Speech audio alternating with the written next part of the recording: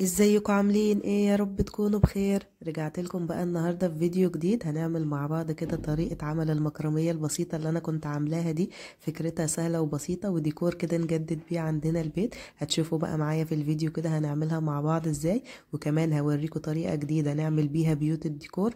وزي ما انتم شايفين الشكل بتاعها طلع حلو قوي. فيديو بسيط كده وان شاء الله انا متاكده ان هو هيعجبكم. ما تنسوش بقى تعملوا لايك للفيديو وتشتركوا في القناه. ويلا بينا نبدأ الفيديو. بصوا هبدأ معاكم كده أول حاجة بطريقة عمل المكرمية. ده جذع شجرة كده كان موجود عندي، ممكن بقى تجيبوه مثلا لو أي شجرة موجودة عندكم كده في الشارع. ساعات كده بيقصوا منها أجزاء، فممكن تاخدوا جزء منها. أنا بصراحة عملت كده، كان عندنا شجرة كده موجودة عندنا في الشارع، فبدأوا كده إن هم يشيلوا أجزاء منها. فأنا بصراحة خدت الجزء دوت، هو معايا كده زي القوس شوية، بس عادي ممكن حتى برضو لو هي العصاية مظبوطة يعني مفيش أي مشكلة. أنا عجبتني بس كده إن فيها تانية شوية، فحسيت انها برضو هتدي شكل معايا. بدأت كده ان انا استخدم خيط صوف، وهبدأ كده ان انا احطه كده في كل طرف عشان مثلا تبقى ايه كأنه الجزء كده اللي احنا هنعلق منه برضو معانا المكرمية بتاعتنا كده على مسمار مثلا او على الحيطة او كده. تاني حاجة بقى معايا بدأت ان انا اقص كده خيوط متساوية نفس الطول بالظبط. انا استخدمت الاول كده الخيط الابيض، وهدخل برضو معاه الوان تانية. برضو الالوان بقى اللي انتوا حابين ان انتوا تستخدموها ممكن برضو ان انتوا تختاروا كده اي لون انتوا عاوزينه. انا حبيت برضو الابيض كده ان انا اوحده، ان انا هلزق عليه كل الالوان التانية، عشان يعني الابيض بيبقى برضو شكله حلو وكده مع كل الالوان، وبيليق طبعا كده معانا على كل الالوان. الاجزاء بقى بتاعه الخيط اللي انا بدأت ان انا اقصها كلها كده على قد بعض. هبدأ كده ان انا اربطها برضو في جذع الشجرة اللي هو موجود معايا. بسيب مسافة صغيرة كده ما بين كل واحدة والتانية، وبعدين هبدأ ان انا اربطهم كده علشان هنبدأ بقى بعد كده نعلق فيهم برضو الاجزاء التانية اللي هي موجودة معايا. وبلف كده الخيط برضو معايا علشان تبقى العقدة او الربطة اللي احنا ربطناها ما تبقاش برضو شكلها باين قوي يعني، تبقى معايا موجودة من تحت كده. كل الاجزاء بقى اللي هي موجودة معايا هبدأ ان انا اربطها كده بنفس الطريقة. انا تقريبا كنت عاملة 5 أو 6 أجزاء كده من الخيط. ممكن برضو انتوا تزودوا لو حابين ان انتوا تضيقوا برضو المسافات اللي هي ما بين الخيوط دي، ممكن انتوا تعملوا كده. بس انا كان تقريبا بالنسبة لي المسافة كده تقريبا كويسة. حسيت برضو ان ايه يعني كل واحدة كده واخدة حريتها كده، يعني في مسافة ما بين كل واحدة والتانية. هكمل بقى كل الخيوط اللي موجودة معايا بنفس الطريقة، وهوريكم برضو بعد كده هنبدأ نعمل ايه مع بعض. الديكور ده بجد من الحاجات الحلوة اللي انا عملتها، وزي ما انتم شايفين فكرته سهلة وبسيطة وما كلفنيش برضو اي حاجة خالص.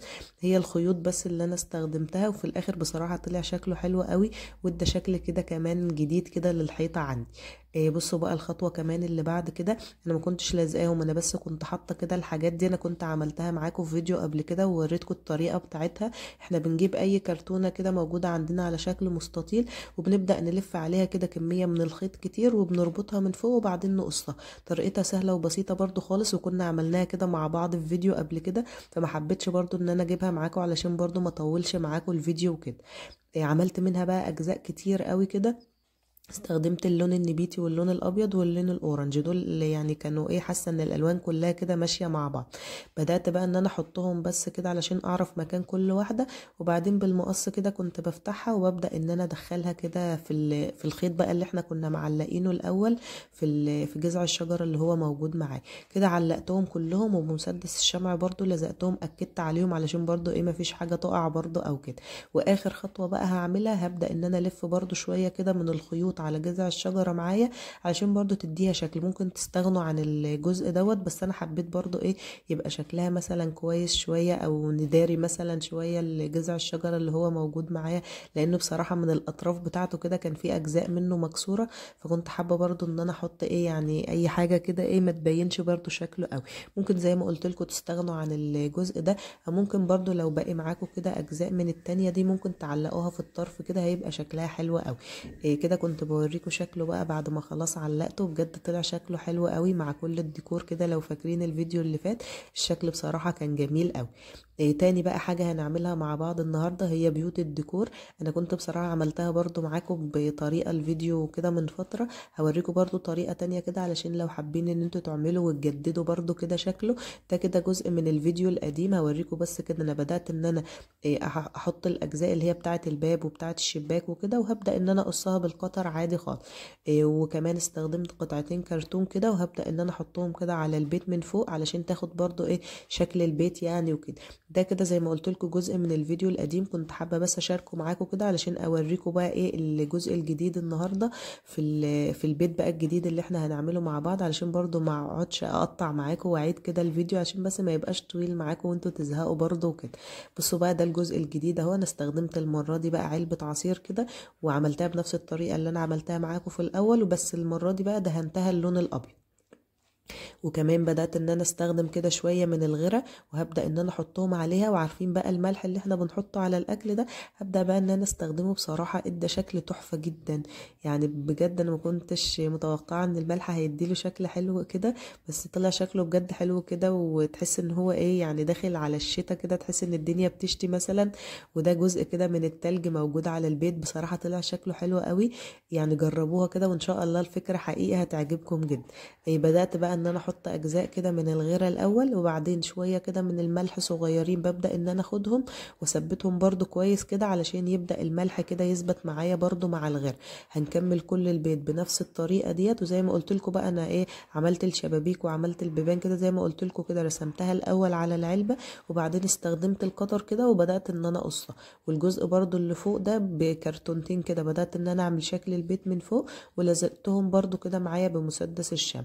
هنكمل بقى البيت كله كده بنفس الطريقة، نحط شوية من الغرة وبعدين شوية من الملح كده عليه علشان تدي الشكل النهائي كده بتاعنا يكون كويس. وانا برضو مسرعة الفيديو معاكم علشان تشوفوا برضو كل الخطوات كده اللي انا عملتها.